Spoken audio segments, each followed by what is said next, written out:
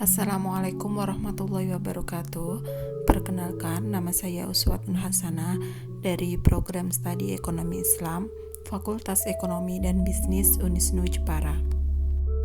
Langsung saja, di sini saya akan menjelaskan hal mengenai investasi di pasar modal syariah.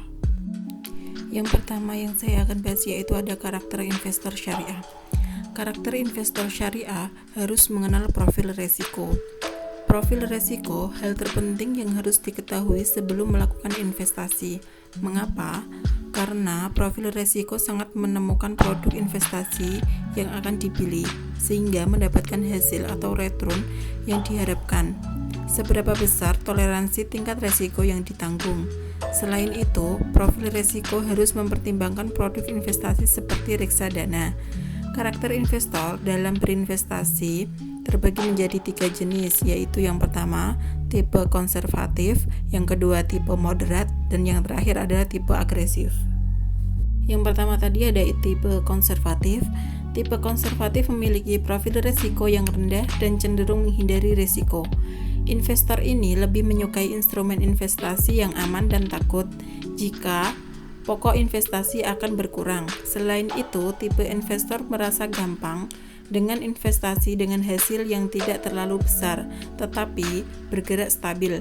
Namun, untuk memaksimalkan hasil investasi yang baik, investor konservatif melakukan investasi dalam jangka panjang. Sebab untuk mencapai nilai investasi yang diinginkan, tidak akan bisa dalam jangka yang pendek. Yang kedua yaitu ada tipe moderat atau sedang. Tipe moderat ini memiliki karakteristik yang menerima fluktuasi jangka pendek dengan potensi keuntungan yang lebih tinggi dari tingkat inflasi. Dalam hal ini, investasi reksadana bisa bergerak secara fluktuatif, akan tetapi tetap saja tidak ingin uangnya hilang saat berinvestasi. Yang terakhir yaitu ada tipe agresif. Dalam tipe agresif ini, resiko agresif sangat siap untuk naik turunnya investasi. Dalam arti saat ini sedang tinggi, maka nilainya sangat bagus. Jika dalam posisi turun, nilainya akan sangat hancur. Dalam resiko agresif, setiap kehilangan sebagian besar atau bahkan seluruh dana investasinya demi hasil yang besar. Selanjutnya yaitu pemilihan saham syariah. Dalam pemilihan saham syariah harus memenuhi prinsip-prinsip syariah. Dalam melakukan investasi akan memberikan manfaat lebih bagi banyak orang. Sebelum memilih saham, investor harus mengetahui pergerakan dan keadaan saham. Bisa analisis dengan teknikal maupun fundamental. Yang ketiga yaitu ada tahapan investasi di pasar modal syariah. Dalam tahapan investasi ada beberapa analisis, yaitu ada analisis teknikal dan fundamental. Analisis fundamental digunakan untuk mengetahui tentang dasar ekonomi, neraca, dan sebagainya.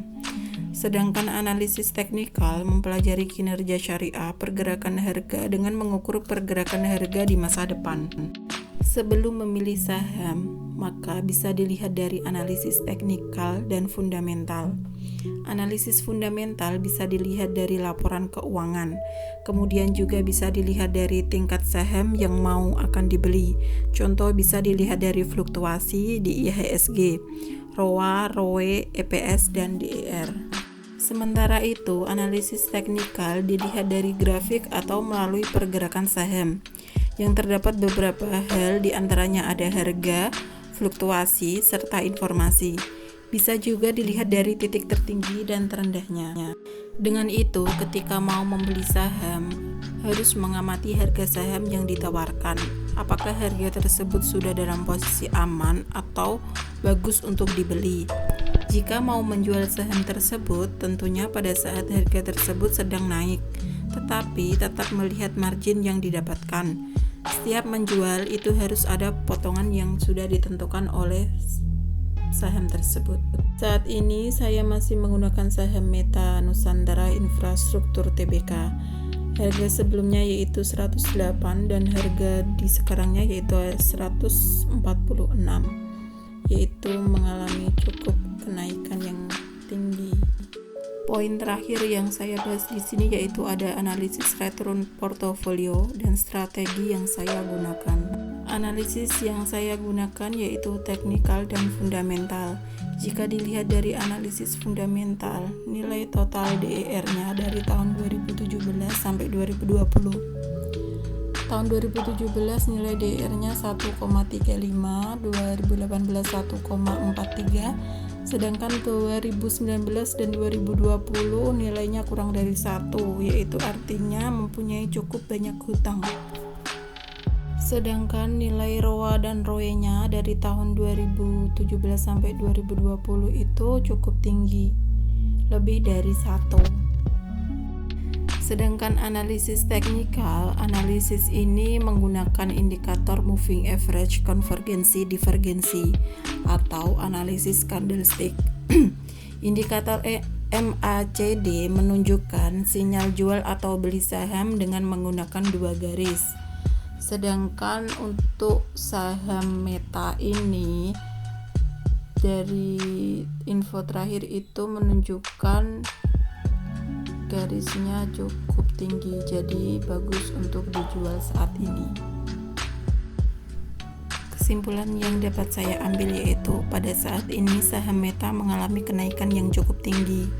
Dan saat ini saham Meta sebagai incaran para investor agar dapat bisa membelinya dengan alasan agar mengalami kenaikan nilai setiap bulannya.